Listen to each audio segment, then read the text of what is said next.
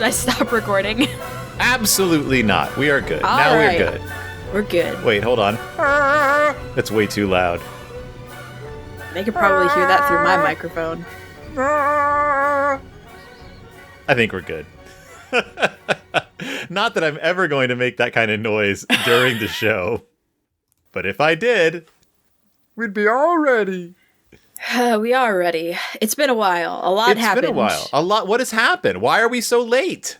I don't remember why the initial delay happened. You had all kinds of ear problems. Oh, that's right. And then my grandmother died. And then your grandmother died, which is much far worse. Yeah. How are you doing? I'm doing pretty all right. Good. Just living, you know. Oh boy. Going away from the house for the weekend tomorrow, or for the Sunday, Monday. What are you gonna do? I'm spending the night with a friend. We're going to meet his household, and Those words don't make any sense in the order in which you said them at all. it's my friend Miles. I've known him for 5 years, and I haven't met his family yet, so I'm gonna go like hang out with him and his. That's like, okay. I haven't met stuff. any of my friends' families. I don't like to think about them having an extended family. That weirds me out. Yeah, but like I'm at that awkward age where like my friends still live with their families, so it's like kind of, and like they talk to their families about me, so it's kind of weird that I don't know them. The awkward age where you still live with your family, known as birth to death, in this economy. Yeah. Speaking of families, birth and death, perhaps. Who are we and why are we here? I'm Willow, and I'm Phil. And it's Del Toro time. So wrong. It feels gross. It's Del Toro time. I've been in a really weird mood since Thursday, so get ready. Fabulous. It's Del Toro time, and we are on the Fabulous Formless Darkness, which is part 3 of the Dark Descent by David G. Hartwell, which we're covering because we are awesome. And this is the section of the book that's about, is it really spooks, or is it all in your head? Fabulous Formless Darkness. The unknown. The dark side, as they say. And this... The night side. The night side. The dark side of the moon. What is happening? I keep bumping into things on my desk. It's a nightmare. Everything's a nightmare. Yes, the night side. The dark side of the soul. The unknown and we're reading regions. The Beautiful Stranger by Shirley Jackson. Shirley Jackson, who we have covered on this show. We have. Yep, so we don't need to fill you in on who she is. She's a dead woman. That's it. She's dead. She died. She did The Summer People, that's right. She did The Summer People. People know her from, we talked about her with The Haunting of Hill House. We talked about, she also, she did The Lottery. She's done a billion things. Something I did not know, though, until I was looking this story up. Her stuff, like, with the exception of, I think, like, Hill House, The Lottery, and a few other things, almost all of her writings were out of print until, like, 2016 or something, like 2013. Really? Like, most of her short stories, you couldn't get your hands on unless you got old collections. They just went out of print. Mm-hmm. There was sort of this renewed interest in her works around that time, and they all got published again. That makes sense, because that's around the time that I read her stuff for the first time in not college, in high school. Plus, her I believe that her dark stories had never been collected in just one place before, and so the publication of Shirley Jackson Dark Tales was like a big deal when that happened, because it just sort of was just like, let's just take a look at all these things. Oh, they're all about identity. Oh, they're all about the horrible fate that awaits the housewife in America. Okay, Shirley Jackson, we're picking up what you're putting down. Yeah. So The Beautiful Stranger. I think I really misread this story. But I didn't bother rereading it because I thought my theory was funny. So it's a really short story. Like it's really short. It took me like 10 minutes to read. Not even. I had read it weeks ago when we were going to discuss it, and then I was like, "Ooh, cripes!" Like I've read about it a lot, but I need to reread the story. Mm-hmm. So Mitzi and I had to go to Michael's today. Yeah. And on the drive to Michael's, I popped on the audiobook of this. Mm-hmm. And it was done by the time we got there. And it's like a little over a 10-minute drive. So yeah, Yeah, it's a quick listen, a quick read, just very like the last short story we did. Mm-hmm. Thankfully, happily, because our next story I think is a long one, but that's fine. It's not that long. All else, the only other thing I'm reading right now is Stephanie Meyer's rewrites of the first Twilight novel. No, the next story is still only 5 pages long. Oh, well, great. Good. But let's talk about this story. Yeah. Not Twilight, not whatever the next story is. We are discussing The Beautiful Stranger. So, Willow, you were absolutely confused by this simple little tale. I wasn't confused by it. You were befuddled and crying. I think I just misunderstood something that was said in it. You were weeping into your open palms. So, this story, I'm not going to let you finish your question. Good. This story is about a woman. Go on. Who has 2 kids. Mm-hmm. Small John, one word, no capitals. Right, Small John. And baby girl. I don't know what time period this is taking place in. Mm-hmm. But it's like the 50s, like the 1950s. Yeah. She's a housewife, and it starts with her waiting for her husband to come back from a work trip at the train. Yeah. And she's not happy that he's coming back. Right. You get the feeling that they had a fight, and he maybe got physical with her, or threatened her. And she's dreading his return, but trying to put on a mask of pleasantness. He gets back, and she's like, something's off about what's happening. And she is like, this isn't my husband. This is some stranger who's returned and is pretending to be my husband. But it's like we're in on like the joke. We're on the joke together. He knows that I know, but we're both pretending I don't know. Because he treats me better than my husband did, and I'm glad my husband's not back. And then it gets weird. It was already weird. And I was going to say, and then it gets weird. Because she goes out to get him a gift, and then comes back to the place that she's supposed to be back at, but she doesn't recognize where she is, and she doesn't know what's going on. And that's where the story ends. Yep. So you have a theory. You were like, I think I may have misread this. I have a theory. I think it's wrong, but I'm going to say it on the episode anyway. And I'm not going to look any deeper into the story because I think my theory is amusing. What is your theory? So he talks about this, like, he wants to get a shelf to put knickknacks on. Mm-hmm. And then he says something about, again, I probably totally misread this. But he said something about, like, purple and gold men. Mm-hmm. And I thought he said, yeah, he did. He said, I saw a little creature once, a tiny little man, only all purple, blue, and gold. And I thought this was aliens. Okay. And I thought at the end that she got abducted by aliens. You are not the first person to think that. Okay, cool. You are not the first. I think you're wrong, but but it's not. There are a lot of like theories about this story. If it's even supposed to be theorized on, or if it's just a. There are things that like this is a woman's descent into madness. This is like basically a modern. Oh, it's 68. Sorry, I said 50s. It's 1968. Is this like a modern day yellow wallpaper about like not understanding a woman's mental health? I read one paper a person had written where they were like, no, this is the opposite of that. This is a woman ascending into independence and only seems like madness from the outside. And the reason she doesn't recognize her home at the end is simply because she's become the beautiful stranger at the end by finding herself. There are theories that it's about, again, about mental health. It's about maybe the man really is a replacement. The one thing that really stuck with me once I read it, I was like, I think you may have a point here. He comes home from work one day and he says, she's been drilling him with questions about her husband's past. Yeah. Hoping he gets them wrong or doesn't know the answers because she does not want this to be her husband. She wants it to be a doppelganger. And he says, someone told me today, he said once, that he had heard I was back from Boston, and I distinctly thought he said that he heard I was dead in Boston. And then she thinks, oh, he's lonely too, and that's why he came, bringing a destiny with him.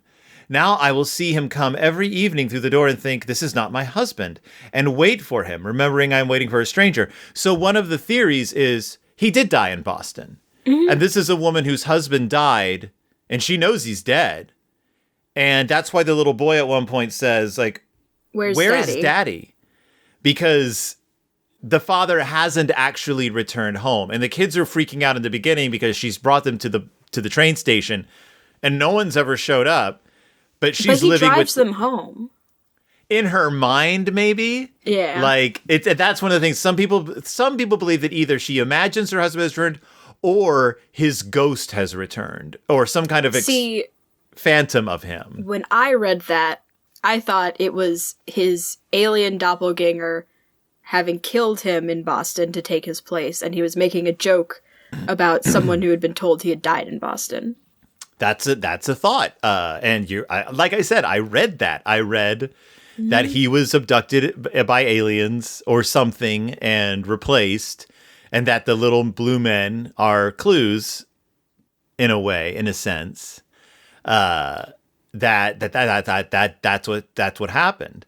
It's pointed out in a few of the essays that are floating around that her going out to buy him gifts like that, to finally like try to buy the little statue men and stuff, is indicative of her, for the first time in their marriage, spending something on frivolities. Yeah. Which also is part of the indication that what we're seeing is a woman who, her husband goes away for a week and she's suddenly just like, this is great. And she kind of comes to a self-actualization while he's gone. And when he returns, she's a different person. She's more forthright. She's just more independent. And he actually finds that attractive and appealing. And so he's treating her different. Yeah. And I can see that read as well. But that in order to make that leap into independence, she's basically separated from herself now. She's a new person. In a way, it's very much like, I think Eleanor is the character in Haunting of Hill House. Yeah. The main character who's somewhat sort of psychic, but she's, oppressed by her family, goes to Hill House and kind of gains this independence, and it destroys her. Nell, that's her name. Nell, she goes by Nell, yeah. She goes by Nell, yep. And it's pointed out more than a few places that Shirley Jackson, like that whole sense of you are disconnected from society, you are disconnected from your family, you are disconnected ultimately from yourself. Who are you? What even is identity? Are you who you are because of who you are, or are you who you are only in relation to the rest of society? Like that's very much a part of this. I can see the read of her, like, coming into herself and being a new person, but the ending, like, the last, like, paragraph really does not leave me feeling like this is a hopeful ending. So the ending is she goes out shopping and she takes a cab home, and she taps on the cab driver's shoulder. She's like, "Here we are, right here, driver." Driver drives off. And she says, she said, "This is not possible," she thought. "This cannot be. Surely our house was white." The evening was very dark. She could see only the houses going in rows, with more rows beyond them and more rows beyond that. And somewhere a house which was hers with the beautiful stranger inside, and she lost out here. And that is a dark ending, but there's also the read of she just doesn't belong in this place anymore. Right. The endless, identical houses, the rows upon rows, this sort of formless, faceless suburbia where she's just been an automaton for years. Now, the sad thing about disconnecting yourself from a bad situation or a bad place is that you no longer have a place. Yeah. So that's another way of kind of looking at it, is the sense like it's not a hopeful ending, but she's still in a liminal area. She's in this transitional space. So she doesn't have a place to be. Or she's on the alien ship. She's on an alien ship. And and they're experimenting on her, and this is her final. I don't know. Maybe she's in the back. I don't like the alien theory personally. She's in the back rooms. Oh no. There's a whole part of the back rooms that's just suburbia, so... According to Instagram. Liminal spaces, man. I do love liminal spaces. And I think this story does a good job of ending in a liminal space. You very rarely see, like, liminal spaces in fiction, like written fiction. So my question is this a horror story to you? Yes. Mm-hmm. I mean, it's gothic. It is. Isn't that wild? This is a very gothic story. I feel like it's a horror story. I mean, what's more horrifying than even if you...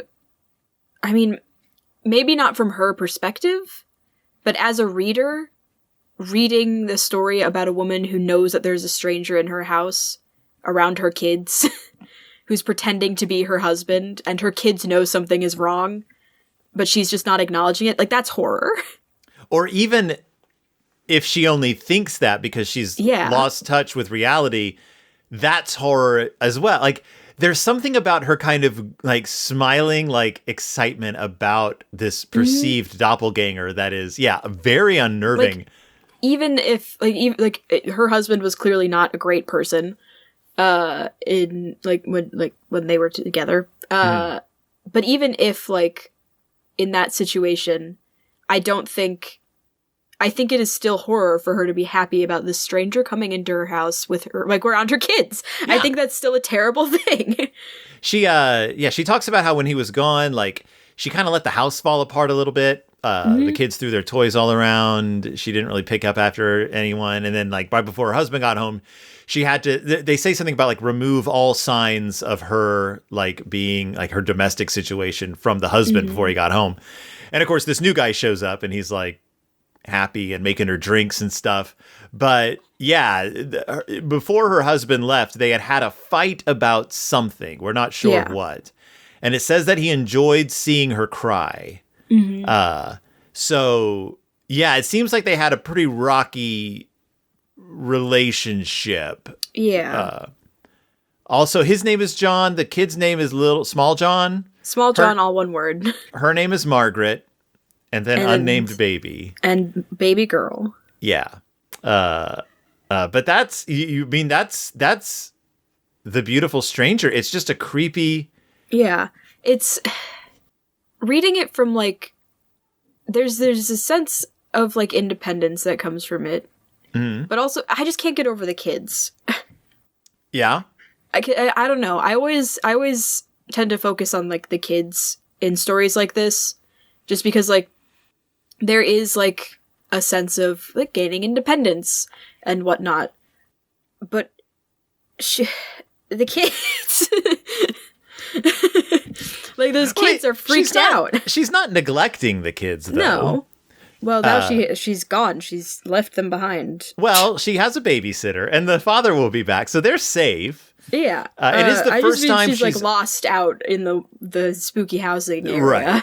It's the first time she's ever left them alone with someone, it seems. Mm-hmm. And that's good. A local teenager who, that's like, that's like part of her step into self-actualization is like, wait a minute, I don't have to be stuck in the house with these kids. I can go out if I want to. And she does. And she goes shopping for tchotchkes, which is kind of cool. That's great. I'd like to go shopping for tchotchkes. We should do that sometime. Absolutely not. I wouldn't even know where to begin. Yeah. What do you mean we should do that sometime? That was a weird thing. I don't know. Just suggesting activities to do. There's just something really disturbing to me about accepting a stranger into your house while pretending that you're not doing so when your kids are around. It disturbs me. So your takeaway is bad parenting. Bad parenting on her part. Yes. Again, she might not be all there mentally, which is a cause for concern. Which is still concerning. Like, it's still a horrific situation. But hey, if they're not fighting anymore, that's something, right? Kids don't need to see that. Well, I feel like the baby knows. Well, because the baby freaks out when the dad picks her up. And I starts feel screaming. like Small John also kind of knows. Small John doesn't have a clue. Small John doesn't know anything. His name's Small John. Small John, does he get called that at school? That's what I wonder. Is his name really just all one word? I think it's like my friend Ben, who I grew up with, who was called Little Ben because his dad's name was Ben. I guess there's Small Bear right there. There's Small Bear, yes. But there's also there's kids. His dad's name is John. I think it's just to differentiate the two. Yeah. Like we called them Ben, Big Ben, and Little Ben. I think he's John and Small John. Him a different name. Because it's cute when you're young and then you're in 5th grade and your parents are still calling you Small John. No, I meant the writer. If you're doing it to differentiate between the two. I assume it's because that's part of the indication of how the family was run. The father insisted that the son be named after him. He is my son. He is small. He is called John. And he insisted that the baby girl not have a name. Right. We'll name her when she proves herself to this family. When she doesn't die of influenza. Right. It's 68. She probably wouldn't die of influenza at this point. It's the summer of it's right before the summer of love. We're about to crest that hill. But yeah, that is The Beautiful Stranger. This story was originally published in a book called Come Along With Me, which was I know. Which was published in 1968 after Shirley Jackson died. Come Along With Me was a novel she was working on when she died. It's a part of the novel and then a bunch of short stories that hadn't been collected before. Okay. So I assume I don't think that this ever appeared in any other place before it appeared in Come Along With Me. But then it was in a collection called Strangeness 11 years later. That's the next time it was available for sale. Because Come Along With Me went out of print. Mm-hmm. And then The Dark Descent in 87. This story wasn't even that accessible for a long time. It's a decent story. I mean, it's a good story. And then Dark Tales was published in 2016 and that kind of changed everything. But and that has Summer People in it as well. But and since then Come Along With Me has been reprinted. But yeah, it's a chilling little story. It is. This is the one where he made up a word for his introduction to the story. Oh, right. So what did our beloved editor have to say about this? He says that The Beautiful Stranger is an enigmatic, fantastic tale, a middle-class paranoid fantasy of utopia denied. Perhaps a parody of women's gothic romance, which we talked about last episode. Right. He said stuff about Stephen King, some other people. He says it is Jackson's balancing of the psychological versus the supernatural in horror that is most salient. And he said that, where is it? Blah, blah, blah, blah, blah. Something. God, wow, my brain just had an actual problem, an actual malfunction. It is the tension created by the mysterious atmosphere, by the doubt as to the accuracy of the character's perception, that leaves the reader in anxiety and wonder in The Haunting of Hill House and The Beautiful Stranger. That is at the heart of the horror.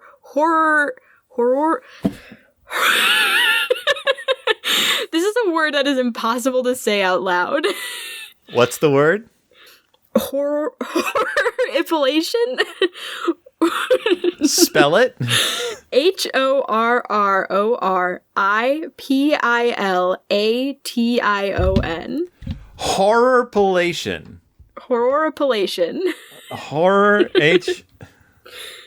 It's just horror. Horrorpilation. IPILATION.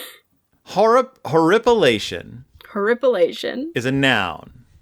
It is the erection of hairs on the skin due to cold, fear, or excitement. That's not a real word. Horripilation, but it's also a literary term. Used in a sentence, the horripilation of dread tingled down my spine. Horripilation. also known as goosebumps. To Why horripilate. Horripilate's even worse. The Devil's Reign reads like a memoir with a supernatural element designed to entertain and horripilate the reader. I still think he made this word up. Apparently Stephen King has used it. It's a real word, though. A terrible word. It's a terrible word. We do not like it. And that's The Beautiful Stranger. Yeah. So short, what is sweet, to the point. Short, sweet, to the point, just like me. What is our next story, though, in the fabulous? The damned thing. Formless darkness. The damned thing. The damned thing. Do you think it means like something that has been damned, or like the damn thing? I hope it's both. The damned thing. I've read The Damned Thing by Ambrose Bierce. I do not remember it, but I know that I've read it because I went through an Ambrose Bierce phase. I don't think we've done Bierce. Have we done Bierce? No, I don't think so. I think I would remember his name if we did. Ambrose Bierce famously went to Mexico, disappeared. Hell yeah. Just vanished off the face of the earth. We never heard from him since. So you think he joined revolutionaries in Mexico, something like that?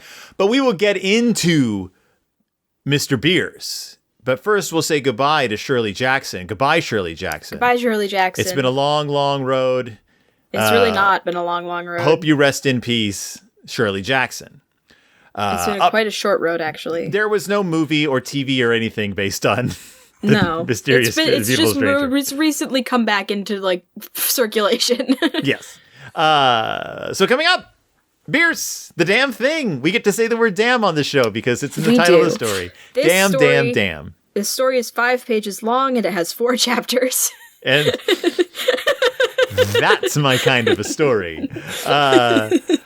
If you want more horror, you can listen to me talk about the Twilight series on Pizza Toast. We just covered Vampires Suck and Breaking Wind, the two, feature-length motion pictures that came out making fun of Twilight.